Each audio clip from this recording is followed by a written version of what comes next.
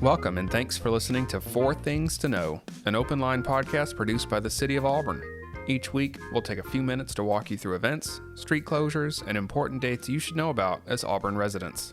So this is the public affairs team from the City of Auburn in Auburn, Alabama, coming to you another week. We're going to go around the table and introduce ourselves once again, starting with David. I'm David Dorton. I'm Cynthia Williford Bean. I'm Allison Blankenship. And I am Nick Bowman. So this week we are going to start out with the 10-year anniversary of Rappa, which is Roush and Posh. So they have celebrated their 10th year in Auburn. I mean, it's quite an accomplishment for them and for the economic development team.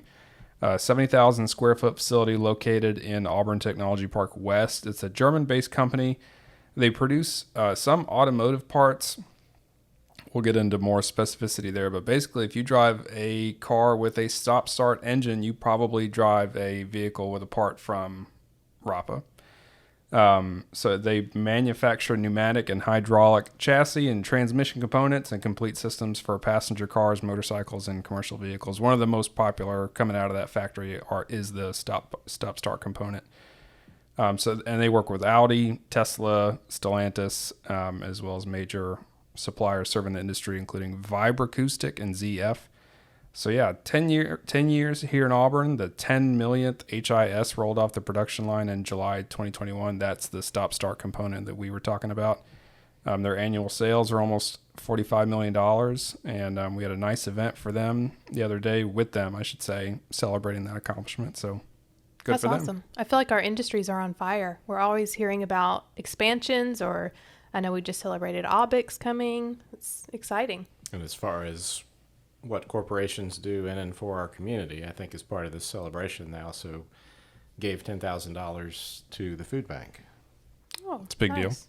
deal. Mm-hmm. So thank you to Rappa. Let's go on to the next one. David, you want to take it? I think I'm just going to plug something we're going to record after this. We're going to take a shot at a little bit of a longer form podcast and talk about our history of council manager government here in the city of Auburn. Sounds great. Because it's not, well, we'll get into it in more detail later on, but the reason we're talking about it is that in Alabama, it's not the most common form of government.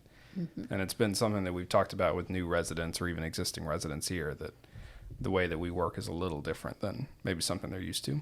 And worldwide, nationwide, even in the Southeast, it is a very popular form of government, and there are a number here in Alabama, but it is a little underrepresented in Alabama compared to some other places. But yeah, just kind of the history of how we got there and why that's what we are. We're going to sit and talk about that, and hopefully folks will find that useful. So look for that coming up later on. All right, so talking about all the amazing things that our economic development department does, tomorrow we're going to be sending out a press release announcing the location of Sabre here in Auburn, and they are a certified community development financial institution that basically provides microloans to startups and minority-owned and underserved businesses, and we haven't had anything like this in Auburn in the past. So traditionally, whenever a startup goes to try and get money from a bank or something like that, since they're higher risk, a lot of banks won't give them the kind of loans that they need. So this just gives businesses and startups in our area an opportunity to get funding and business support from someone who is used to working with those kind of companies. And this is just part of our economic development department's efforts to build a more complete entrepreneurial ecosystem, which they use that term and I love it, by adding financing options here. So not only can people start here and get support here, they can also get their financial support here in Auburn. So Sabre offers multiple lending services, and mostly it's loans under $50,000, so microloans. And they're also going to provide local businesses with access to free technical resources, and that's whether or not you get a loan through them or not. So lots of resources. We will have a link to all this information in the show notes for anyone who may be interested in starting a business in Auburn. And yeah, just kudos to our economic development team for getting something like that here. It's pretty big. That's really cool. Well, awesome. Well, if folks are looking for something fun to do this summer and want to get out downtown, our summer night Downtown Art Walk is coming back June 10th from 6 to 10 p.m. And right now, if you want to be a part of that instead of just attending, if you want to be an art exhibitor, if you want to participate in the culinary contest, if you want to be a sponsor, or if you want to volunteer, you can apply now through Friday, May 27th to be any of those things and be a part of this awesome event.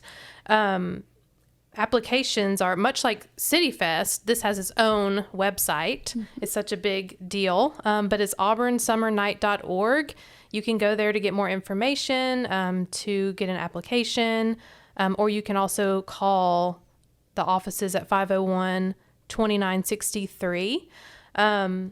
I really love this year's theme. It is Crazy for Coconuts. So if you want to participate in the Crazy for Coconuts culinary contest, you do not have to pay a fee. You just have to apply. And there are different categories. And essentially, I believe you just have to include coconut in your recipe. So I think on June 10th, I will be at the culinary tent eating all of the coconut. But I'm really excited about it. So if you want to get involved with that, go check it out. Yeah, it's an exciting event. And Yes. it was one of those that they ended up having to cancel, I think, in 2020 I for know. COVID. So we did have it last year, but just Yeah. excited that it's back. Yes, I am too. It's going to be great. It does sound like it's going to be a good one. David, what were you going to say? So Auburn University just graduated. We're talking about Auburn Summer Night. This year is flying. We I are know. careening into summer now. I know. What you said earlier is week 20, right, of the year? It is. It's crazy. Flying through. All right. Anybody got anything else? We were going to plug eNotifier. Yes. So we have too many traffic advisories to list in this one episode. Making Far too many. Far too many. A lot of progress being made in Auburn, which requires some road construction. So sign up for eNotifier. How can they do that, Cynthia? They can sign up at auburnalabama.org/eNotifier. And if you are looking for traffic advisories, you can pick that as one of your options. You can sign up for a bunch of different options to get emails, texts about news that is going to affect your commute or just your day-to-day business here in the city.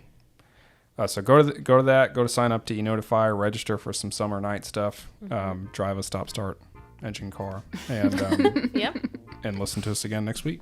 And listen to Auburn 101. And coming soon 101. on this feed. Yep. Learn more about the community in which you live. Thanks for listening to Four Things to Know, an open line podcast produced by the City of Auburn.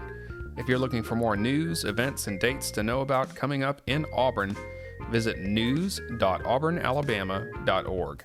You can also check out our show notes for the links and URLs discussed in this episode.